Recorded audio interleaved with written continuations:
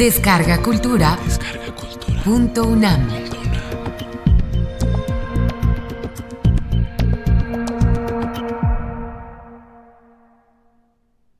La experiencia chilena. Programa grabado por el maestro Carlos Fuentes en Radio UNAM el 16 de mayo de 1985 para la serie Hispanoamérica, una querella de familia. Chile. El país es como una espada desenvainada, del desierto de Atacama a la Antártica. Es el país más fálico del mundo. Benjamín Subercaseaux lo llamó una loca geografía. No se sabe si el nombre del país significa el lugar donde hace frío o si es la onomatopeya de los pájaros del sur chirriando. Se puede ver el mar desde los Andes, se pueden ver las montañas desde el Pacífico. Como California es un plano oblicuo, algo termina y algo empieza aquí. Tiembla mucho, no los temblores ondulantes de la Ciudad de México, hundiéndose en la siesta sin regreso de una laguna muerta. Chile es el terremoto rocoso y trepidante, temeroso, diario. Han desaparecido ciudades, terrones del continente. Estamos en el techo de las Américas, la corona de los Andes, con Pablo Neruda. Hemos venido a la angostura del aire, al estelar vacío de los pasos finales y de la vertiginosa carretera espiral. Chile, un coro de entradas y salidas, siempre el primer país o el último. La nación más lejana del hemisferio sur. Argentina le da la cara a Europa, pero Chile se la da al océano vacío, un país Robinson. La nación más remota, la más ávida por ello de noticias, de conjunciones. Sitio de la última y más austral de las capitales fundadas por los españoles en América del Sur, Santiago del Nuevo Extremo, en 1541. El último país conquistado por España en el Nuevo Mundo, pero también el último país en ser conquistado. Los araucanos nunca fueron sometidos del todo. El país del primer gran poeta épico de las Américas, Alonso de Ercilla, pero también el primer país viejo del Nuevo Mundo español, la primera sociedad que se ve a sí misma como el producto de una tradición local, la patria vieja. La primera nación criolla que desde la colonia establece la identidad chilena como algo diferente de la identidad del virreinato dominante del Perú, y se emancipa de Lima como un ensayo para la independencia. Libertad de comercio, libertad de administrarse, libertad de nombrarse. Chile. El único país de la América española que abiertamente rechaza, antes que nadie, la ficción de la fidelidad a la monarquía española. Mientras casi todos los demás decían que en realidad no queríamos la independencia, sino que éramos fieles custodios de la monarquía depuesta por Napoleón, y volveríamos pacíficamente al rebaño imperial una vez que los Borbones fuesen restaurados, Chile, desde 1808, dice que ni el pueblo español ni sus reyes tienen soberanía alguna sobre América. En el Cabildo Abierto del 18 de septiembre de 1810, la independencia es proclamada porque cuando el rey desaparece, dicen los chilenos, desaparece la autoridad que regresa al pueblo que la otorgó. En 1811, el cura periodista Camilo Enríquez ya habla en su urgente periódico La Aurora de Chile de una nacionalidad independiente. Los hermanos Carrera ya agitan, cabalgan, exclaman, somos independientes. Y Bernardo O'Higgins proclama ya que la independencia nacional de Chile es evidente. Esta es en muchos aspectos la primera nación latinoamericana, Chile. Su afirmación del ser contrasta con las dudas, los arreglos bizantinos, los sofismas y a veces la codicia que avasalla a las clases dominantes de los otros países hispanoamericanos. Desde México, donde la única insurrección popular surgida sin manipulación de la élite criolla, es decapitada junto con Hidalgo, y los criollos y los realistas finalmente se otorgan a sí mismos la independencia que les conviene. Hasta Perú, el último virreinato, donde las clases altas no pueden decidirse si es más conveniente convertirse en nación o seguir siendo colonia, y pasando por Cuba, donde el triunfo de las consideraciones colonialistas de las clases rectoras posponen la independencia durante casi un siglo y luego encadenan a la joven república con la enmienda Platt, y un constante esfuerzo por ser autónoma en medio de los conflictos de las potencias mundiales. Chile no obtuvo la independencia a empujones.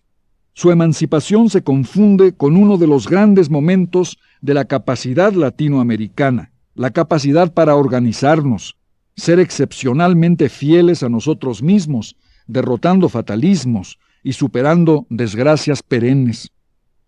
Esta es la América Latina de la gran campaña de los Andes, que viene a Chile desde la Argentina liberada, la Argentina de la Revolución de Mayo, con San Martín y O'Higgins en enero de 1817, precedida por un uso extraordinario, casi conradiano, de los servicios secretos a efecto de conocer los movimientos del ejército realista en Chile y de confundir y alarmar a la población. Una saga de valor y perseverancia. El ejército de los Andes pasa por la vertiginosa carretera espiral que dice Neruda y cae sobre los realistas en Chacabuco y después Maipú. El destino de Suramérica se decide en Chile y solo la magnífica campaña de Bolívar en 1819, de Venezuela a la Nueva Granada y a la victoria de Boyacá, puede compararse a esta demostración de un talento para vencer los obstáculos, para ser y existir, para pasar de la no historia a la determinación histórica. Pero, como las demás revoluciones de independencia en la América Latina, la de Chile también fue expropiada por una oligarquía terrateniente y los grupos comerciales, intelectuales y profesionales dependientes de esa oligarquía. Sin embargo, dentro de la clase alta, se dio inmediatamente un proceso de diferenciación y de creciente independencia de esos grupos. Este proceso sería vigorizado más tarde por la riqueza de las exportaciones, nitratos y cobre. Dentro de los límites de la dominación oligárquica, Chile estimuló una variedad de creencias y actitudes políticas. Libertad de la élite, ciertamente. Basil Hall, un viajero inglés, escribió desde 1824 que, lo cito, en Chile, en tanto que el campesino permanece como siempre, su superior ha ganado muchas ventajas, ha obtenido la independencia política, posee libertad y seguridad para su persona y sus bienes, participa por primera vez en el gobierno de su país, posee la libertad civil, concluye Basil Hall. Esta libertad no le pertenecía a la mayoría de los chilenos, pero la libertad dentro de la élite ofrece una comparación llamativa con el caos y el despotismo de la Argentina de Juan Manuel de Rosas o el México de Antonio López de Santa Anna. Lo que Hall dijo de Chile no pudo haberlo dicho de Argentina o México. En Chile, las clases dominantes organizaron la sociedad y practicaron la libertad, al menos para ellas mismas. En el resto de la América Latina, desorganizaron a la sociedad y alternaron nerviosamente entre la anarquía y la tiranía. Chile fue el refugio para los exilados argentinos y entre las presidencias de Portales y Balmaceda, la nación del elitismo diversificado se convirtió en la sociedad civil más estructurada de la América Latina. Sus pensadores eran liberales y anticlericales como Lastarria y Bilbao. Sus historiadores, entre los más grandes que hemos tenido, Vicuña Maquena, Barros Arana. La política desarrolló opciones entre el poder del Congreso y el poder del Ejecutivo, entre las esferas seculares y eclesiástica, entre la industrialización y el agrarismo, entre la iniciativa privada y el sector público. Chile fue la primera nación relativamente moderna de la América Latina. Otro signo, fue el primer país latinoamericano que desde 1822 obtuvo un préstamo en el mercado de Londres. El auge en la exportación de nitratos a partir de 1880, después de la conquista del norte en la Guerra del Pacífico, fue una bendición a medias. Incrementó la prosperidad de la élite chilena, pero también sus continuadas contradicciones. También creó un espejismo de tiempos fáciles, más importaciones, menos industrias, más urbanización, más consumo. Oscureció el hecho de que Chile padecía una crisis económica perpetua porque sus estructuras coloniales habían permanecido intocadas. Solo sus actividades periféricas, en el comercio y el consumo, habían sido reorientadas hacia la exportación. Chile fue un área deficitaria del Imperio Español, necesitada de subsidios madrileños para permanecer a flote. Pero ahora como entonces, Chile requería algo más que subsidios. Su necesidad se llamaba reforma, expansión, desarrollo de los recursos, producir más para ganar más, ahorrar más e invertir más en todos los renglones de la economía, pero sobre todo en un medio rural perpetuamente deprimido.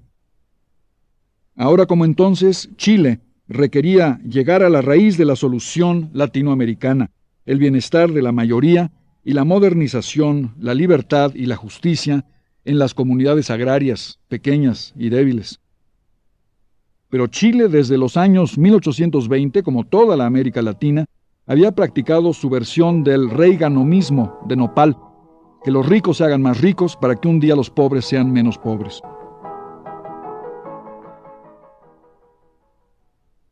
La gran ilusión de una América Latina próspera, porque sus clases altas eran prósperas, se desvaneció abruptamente en 1929. La depresión mundial desbarató los globos de jabón. Simplemente habíamos aprovechado la expansión mundial del capitalismo, proveyéndolo con materias primas, pero sin proveernos a nosotros mismos con capital para la inversión y el ahorro. Nos convertimos en huérfanos económicos de nuestro propio capitalismo periférico, afiebradamente sustituyendo importaciones para mantener esquemas de consumo de las clases medias y superiores, pero posponiendo de nuevo el problema del bienestar de la mayoría. Chile, primero y último, tuvo su propia depresión desde 1918, cuando los nitratos industriales borraron la competencia del salitre y a raíz del armisticio los precios del cobre se desplomaron. La bella época había terminado. La depresión prematura dejó entre sus escombros a una clase media dañada y nostálgica antes que en el resto de la América Latina. La carga de la productividad y del excedente cayó sobre las exportaciones minerales. Los trabajadores de las minas fueron los primeros en ir a la huelga, inaugurando uno de los movimientos obreros más fuertes, más tempranos y más alertas del hemisferio. Reprimidos por el ejército, los trabajadores le dieron la mano a una clase media deprimida, pero dueña de una larga práctica en el ejercicio de las libertades civiles dentro de la esfera superior de la actividad permitida. La depresión también reveló la extensión de la mortalidad infantil, del alcoholismo, de la existencia subhumana en los conventillos y las callampas, el mundo de las novelas de Manuel Rojas, Carlos Droguet y José Donoso, el mundo de la gente que vivía debajo de los puentes, los rotos, parados eternamente bajo la lluvia del invierno austral. La nación, Chile, dio a luz a una constelación de fuertes partidos de la izquierda y a movimientos de reforma a raíz de la depresión económica. Arturo Alessandri representó primero el impulso reformista, enseguida la reacción conservadora a demasiadas reformas, como Calles en México. Las contradicciones aumentaron a medida que los partidos radical, socialista y comunista, los militares y aún los fascistas, ocuparon más y más los espacios previamente detentados por el patriciado liberal y conservador. Finalmente, en 1938, los partidos de la izquierda confrontaron todas las contradicciones de la historia chilena y prometieron la conciliación de las libertades ganadas ya con las libertades aún por ganar. El Frente Popular de Socialistas, Radicales y Comunistas, que en 1938 llevó a Pedro Aguirre Cerda a la presidencia de Chile, no fue desestabilizado, amenazado o derrocado por la administración norteamericana de Franklin Delano Roosevelt. Este fue un momento excepcional en el que los Estados Unidos comprendieron que el cambio en la América Latina no les ofrecía las opciones simplistas de una abstención pasiva o de una hiperactividad intervencionista. Generalmente los Estados Unidos han practicado la intervención negativa, destruyendo nuestras oportunidades de evolución autónoma y de autoidentificación una y otra vez, con resultados funestos para los propios Estados Unidos. Las soluciones fáciles en Guatemala en 1954, en Chile en 1973, en la América Central hoy, son una ilusión Tarde o temprano, los Estados Unidos pagarán el precio de su propia violación. Los norteamericanos se sorprenden a veces de la virulencia del antiamericanismo en América Latina. No tienen por qué llamarse a engaño. Ellos nos olvidan, pero nosotros no podemos olvidarlos. Sin embargo, en los 30 y a principios de los 40, los Estados Unidos se comportaron sabiamente. La América del Nuevo Trato era moralmente fuerte porque respetaba a los demás. Roosevelt practicó la no intervención positiva, respetó las reformas sociales de Lázaro Cárdenas en México, las reformas corporativas de Getúlio Vargas en Brasil y el programa del Frente Popular en Chile. Respetó a la América Latina, respetó nuestra capacidad de autoconocimiento, de autogobierno y también nuestra enorme capacidad de error. Como lo ha dicho el expresidente de Venezuela, Carlos Andrés Pérez, nuestros problemas se calientan, luego se incendian, pero una cosa permanece constante: el paternalismo intolerable de los Estados Unidos y su aparente desconfianza hacia cualquier país latinoamericano con un sentimiento de respeto propio. El Frente Popular chileno hubiera hecho lo que tenía que hacer con o sin los Estados Unidos. La izquierda chilena estaba intentando por fin una armonización por la vía pacífica de la contradicción entre la creciente libertad de los que tenían y la creciente exigencia de libertad de quienes no tenían. ¿Quiénes sino ellos, los chilenos que habían vivido realmente la historia que tan rápidamente he evocado aquí, podían intentarlo? La organización del trabajo, la libertad de prensa, la independencia parlamentaria y judicial, la extensión de la educación, el fortalecimiento del sector público como centro de decisiones nacionales independientes, la seguridad social, la protección de la salud, el respeto hacia el capital humano. El Frente Popular obtuvo o fortaleció todas estas libertades en los pocos años de su gobierno y preparó a Chile para su propio futuro. El Frente Popular no confió en la bondad del desarrollo providencial desde arriba y en cambio intentó con éxito el surgimiento de mejores condiciones de vida y mayores capacidades económicas desde abajo. Esta experiencia no podía ser consolidada en 5 o 6 años. Requería una acción política perseverante que tuvo sus altibajos, más bajos que altos, hasta que Salvador Allende, quien había sido un joven ministro de Salud Pública con el Frente Popular, fue electo presidente en 1970 en contra de la voluntad, más que de la oposición de derecha chilena, de la administración Nixon en Washington. La experiencia propia de Chile consistió entonces en articular experta, democráticamente, lo que había sido ganado con lo que faltaba por ganar, y esta experiencia política, además, resultaba inseparable de la experiencia cultural de Chile. 2 amigos míos, muertos ahora, representaron esta tradición. Uno fue Pablo Neruda, cuya vida fue siempre salvada por su poesía primero, pero también por su muerte en 1973, una vida salvada por la muerte. Neruda revolucionó la poesía escrita en español y desde su provincia lluviosa del sur avanzó con Whitman y Rimbaud en cada mano. Rompió las cercas de la inseguridad, la pureza, el buen gusto, nos contaminó, nos liberó, porque en Neruda la poesía volvió a ser el documento original de la identidad entre la palabra y la historia. He contado cómo escuché a unos mineros en Lota cantar el corrido de José Miguel Carrera sin saber que su autor era Neruda. Dijiste libertad antes que nadie. El otro fue Orlando Letelier, un hombre que tenía la libertad personal, pero la quería para todos. Letelier renunció a la facilidad de la clase media sin sacrificar las victorias ganadas por esa misma clase. Quiso vivir su destino con dignidad, luchando por su libertad en la libertad de los demás. Orlando Letelier y Pablo Neruda contestaron a la pregunta tremenda del poeta: piedra en la piedra, pero ¿dónde estuvo el hombre? Es la pregunta de una cultura ininterrumpida y soberbia, pero que anhela su encarnación política a pesar de la fragmentación y del fracaso. Chile tenía mejores respuestas que ninguna otra nación nuestra, pero Pablo Neruda y Orlando Letelier murieron cuando murió la democracia chilena. Un jefe de Estado, Salvador Allende, que no mató a nadie, fue matado quizá porque respetaba demasiado la vida. La policía ascendió a la recámara agónica de Neruda en su casa de Isla Negra frente al mar y tembló ante la presencia del poeta. Pero en la ausencia del poeta, los grupos de extrema derecha destrozaron su casa del Cerro San Cristóbal en Santiago, acuchillaron los cuadros, destruyeron los libros, anegaron los pisos. Neruda regresó moribundo del Pacífico en una ambulancia.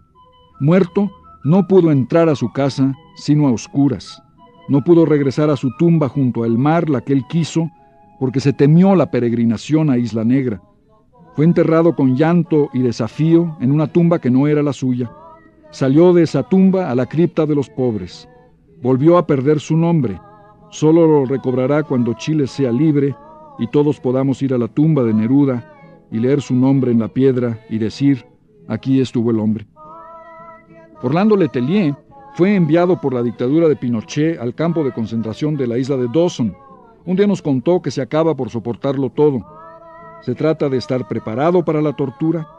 La primera vez que te anuncian que te van a fusilar al amanecer, sientes miedo. Luego entiendes que solo quieren meterte miedo y les ganas a su juego. Vas serenamente a ejecuciones de mentiras. Entonces imaginan otra manera de quebrarte. Te obligan a asistir al fusilamiento de tus amigos, de tus camaradas. Estas ejecuciones no son de mentiras. Contemplas la muerte de tus amigos de toda la vida, militantes políticos, compañeros que pueden ser asesinados porque son anónimos. A ti no te matan porque tú no eres anónimo, pero creen que te pueden matar viendo la muerte de tus amigos. Casi lo logran, nos dijo una noche Orlando Letelier. Murió un año después de estas palabras. Fue asesinado por la Junta de Pinochet en Washington a la vista de la Casa Blanca. Los militares no lo quisieron matar en Dawson porque no querían aparecer como responsables. Lo mataron en Washington para hacer creer que otros lo mataron. El asesino confesó a la justicia norteamericana. El gobierno militar de Chile mandó matar a Letelier en Washington. El gobierno de los Estados Unidos, acusado de intervenir en los asuntos internos de Chile, vio a su propia criatura, el gobierno de Pinochet, intervenir en los asuntos internos de los Estados Unidos. Los Estados Unidos se permiten intervenir en nuestros asuntos, pero no le dejan a nadie intervenir en los de ellos. La intervención de Pinochet fue juzgada por las leyes de los Estados Unidos. Los Estados Unidos no deben sorprenderse cuando un país de la América Latina juzga sus intervenciones de acuerdo con nuestras leyes. Neruda y Letelier se unieron al anonimato de quienes cantaban los poemas de Pablo en Lota sin conocer al autor y de quienes murieron en Dawson frente a Orlando porque no eran conocidos. Neruda y Letelier se han unido a las víctimas de Pinochet, algunas anónimas, pero todas numerosas. En la primera semana después del golpe, 25,000 chilenos fueron asesinados por el nuevo gobierno. Durante la década de la tiranía, 100,000 más han sido asesinados, encarcelados o torturados. Quizá todos ellos les dijeron a sus torturadores y asesinos: qué bueno que es usted un simpático autoritario y no un siniestro totalitario. Bajo la dictadura, Chile, durante 12 años, ha sido el último país de este hemisferio. No solo el más remoto físicamente, sino también el más remoto, anormal y deprimente políticamente. La razón es esta: ningún otro país de la América Latina merecía su mala suerte menos que Chile, la república de la evolución y de la modulación a través de su historia independiente.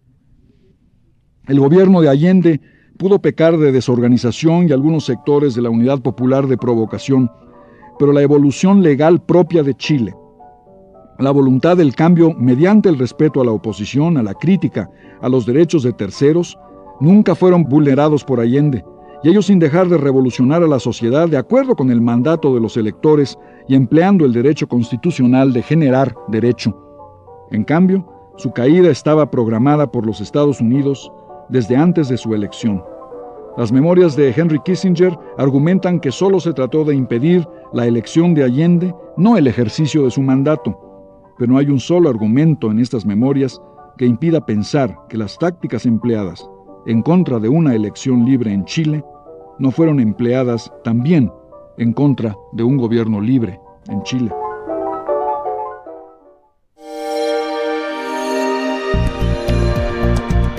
Descarga Cultura. .unam